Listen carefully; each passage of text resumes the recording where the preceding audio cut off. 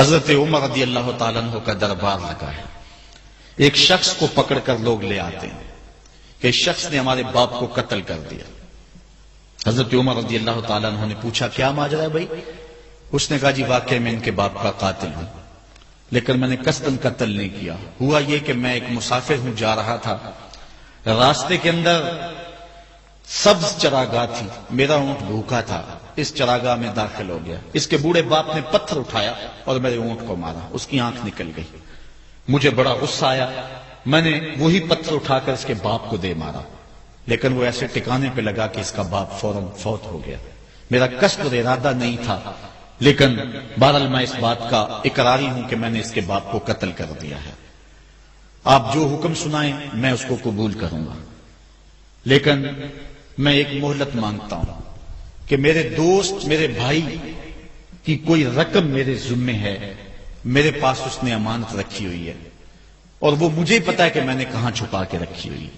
اگر آپ فیصلہ کر دیتے اور میری گردن کاٹ دی جاتی ہے تو وہ امانت جو میں نے رکھی ہوئی ہے سنبھال کر کے، میرے علاوہ کوئی جانتا بھی نہیں ہے، تو وہ اس تک کون پہنچائے گا؟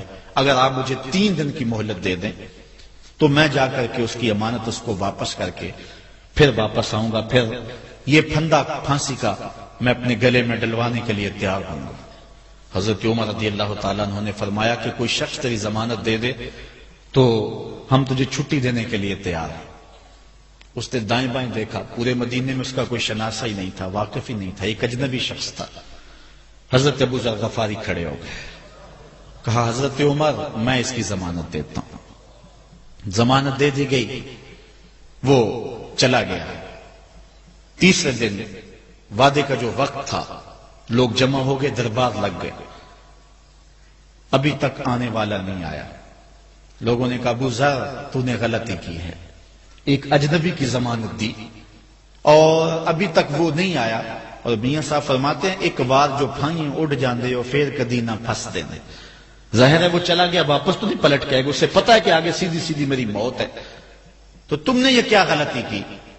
خیر آپ نے فرمایا کہ اگر وہ نہ آیا تو یہ پھانسی کا پھندا میرے گلے میں ڈال لینا، لیکن بہرحال میں نے اس کی ضمانت دی. کچھ عرصہ بیتا کہ دور سے گرد و غبار اڑتا ہوا دکھائی دیا. جب صورت واضح ہوئی تو وہی شخص تھا. حضرت عمر فاروق رضی اللہ تعالیٰ عنہ کے دربار میں کھڑا ہو کہنے لگا حضرت کسی وجہ سے تاخیر سے پہنچا ہوں، معذرت چاہتا ہوں، اب جو حکم ہے پورا کیجیے. حضرت عمر رضی اللہ تعالیٰ عنہ اس کے پھانسی کے احکامات جاری کر چکے تھے.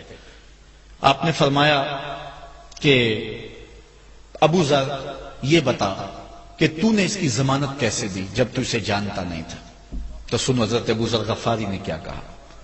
کہا ایک اجنبی میرے محمد کے مدینے میں پناہ مانگ رہا تھا اور اس نے چاروں سمت دیکھا اور کوئی شخص نہیں تھا جو اس کو امان دیتا اور اس کی ضمانت دیتا، تو میں نے اس لیے ضمانت دے دی کہ نہ بھی آیا تو اپنی جان چلی جائے گی. کل کو یہ تو نہیں کہے گا کہ محمد کے مدینے میں کسی نے ضمانت مانگی تھی، پورے شہر میں کوئی ضمانت دینے والا نہیں تھا. اس کو کہا کہ انہوں نے تو ضمانت دے دی، میاں اب تو بتا کہ تو چلا گیا تھا، تجھے جانتا کوئی نہیں تھا، نہ پلٹ کے آتا تو تجھے کوئی پوچھنے والا نہیں تھا، تو نے یہ دوبارہ موت کے منہ میں کیوں اپنا سر رکھا ہے؟ تو اس نے کہا کہ میں نے کہا کہ ایک اجنبی کی ضمانت ایسے شخص نے دی ہے جو مجھے جانتا بھی نہیں ہے، اور اگر میں نہ گیا تو لوگ قیامت تک اجنبیوں پر بھروسہ نہیں کریں گے کہ اجنبی یوں سلوک کیا کرتے ہیں. تو حضرت عمر رضی اللہ تعالیٰ عنہ اس کے پھانسی کے احکام جاری کیے. تو جن کے باپ کو قتل کیا تھا وہ بیٹے کھڑے ہو گئے، کہنے لگے تاریخ کی کالک ہم اپنے منہ پہ ملیں گے، ہم بھی اپنے باپ کے قاتل کو معاف کر دیتے ہیں. یہ ہماری تاریخ ہے، یہ ہماری کہانی ہے. لیکن آج ہم کس جگہ پہ کھڑے ہیں اور کیا ہماری صورتحال ہے؟ نہ ہمارا کردار رہا اور نہ ہم